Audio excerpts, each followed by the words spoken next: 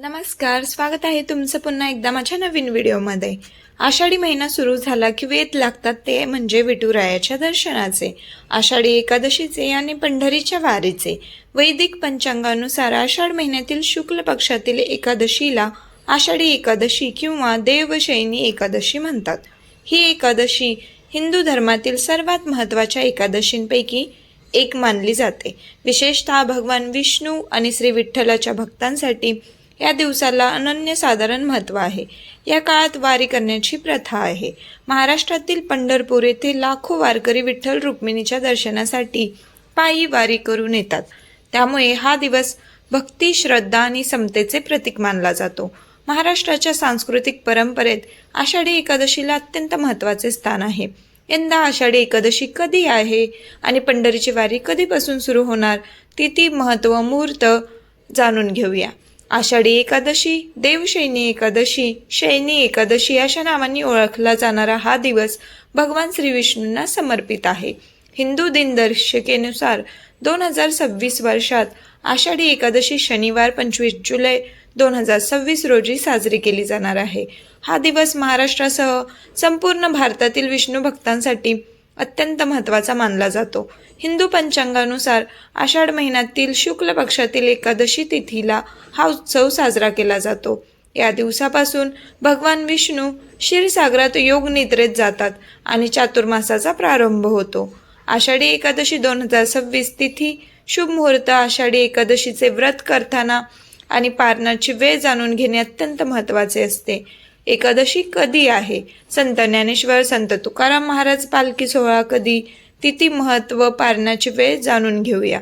व्रताचे पारण 26 जुलै 2026 सकाळी 5:30 ते 8:30 या वेळेत करणे शुभ मानले जाते। महाराष्ट्राच्या वारकरी संप्रदायात आषाढी एकादशीला विशेष स्थान आहे। संत ज्ञानेश्वर महाराज, संत तुकाराम महाराज आणि इतर संतांच्या पालख्या पंढरपूरमध्ये दाखल होतात। ज्ञानोबा तुकारामाच्या जयघोषात लाखो वारकरी विठ्ठलाच्या दर्शनासाठी एकत्र येतात। ही वारी भक्ती, समता, सेवा, शिस्त आणि सामाजिक ऐक्याचा संदेश देते। संत तुकाराम महाराज पालखी सोहळा 7 जुलै 2026 रोजी देहू येथून पंढरपूरकडे प्रस्थान करणार आहे। हा सोहळा पुणे, लोणी, काळभोर, बारामती, इंदापूर, अकलूज आणि वाखरी मार्गे पंढरपूरला पोहोचतो। संत ज्ञानेश्वर महाराज पालखी सोहळा 8 जुलै 2026 रोजी आळंदी येथून पंढरपूरकडे प्रस्थान करणार आहे। पंढरपुरात पालख्या दाखल कधी होणार? आषाढी वारी ही महाराष्ट्राच्या सांस्कृतिक, धार्मिक आणि आध्यात्मिक परंपरेचे प्रतीक मानली जाते। या वारीतील सर्वात महत्त्वाचे आकर्षण म्हणजे संत ज्ञानेश्वर महाराज आणि संत तुकाराम महाराज यांच्या पालख्या। संत ज्ञानेश्वर महाराजांची पालखी आळंदी येथून तर संत तुकाराम महाराजांची पालखी देहू येथून पंढरपूरकडे प्रस्थान करते। हजारो दिंड्या, टाळ, मृदुंग, भगव्या पताका आणि विठ्ठल नामाच्या गजरात पंढरपूरच्या दिशेने निघालेला हा भक्तिमार्ग महाराष्ट्राच्या एकात्मतेचे दर्शन घडवतो। संत ज्ञानेश्वर महाराज आणि संत तुकाराम महाराज यांच्या प्रमुख पालख्या 24 जुलै 2026 रोजी पंढरपूरमध्ये दाखल होतील। त्यानंतर लाखो वारकरी विठ्ठल रुक्मिणी मंदिरात दर्शनासाठी एकत्र येतील।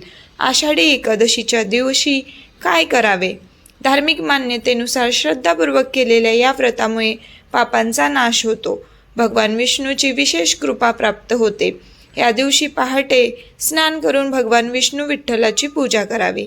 दिवसभर नामस्मरण, जप, भजन व विष्णू सहस्त्र नामाचे पठण करावे। तांदूळ, गहू, डाळी आणि धान्ययुक्त पदार्थ टाळावेत। फळाहार किंवा निर्जला उपवास श्रद्धेनुसार करावा। राग, मत्सर, असत्य आणि वाईट विचारांपासून दूर राहावे। द्वादशीच्या दिवशी योग्य वेळी पारण करून व्रत पूर्ण करावे।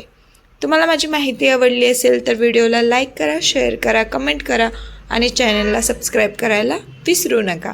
धन्यवाद।